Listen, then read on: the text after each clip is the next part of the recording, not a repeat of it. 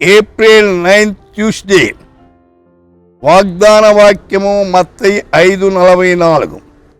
మీ శత్రువును ప్రేమించుడి, మిమ్మల్ని హింసించు వారి కొరకు ప్రార్థన చేయుడి.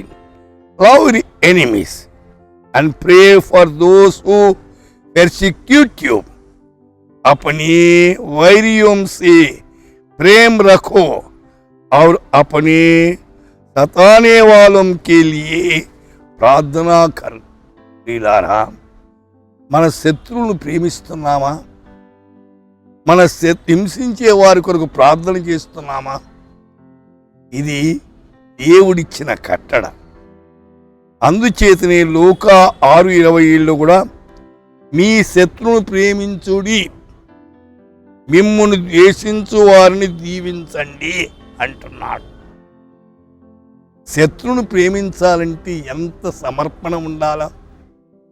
వాడు అనేక రీతిలో కీడు చేసింటాడు, అవన్నీ లెక్క చేయకుండా వాడిని దీవించాలి.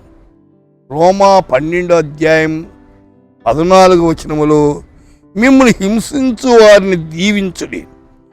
దీవించుడు కానీ శపించవద్దు. దేవుని పిల్లల పని దీవించే పని. సైతాను బిడలు శపించేవారు.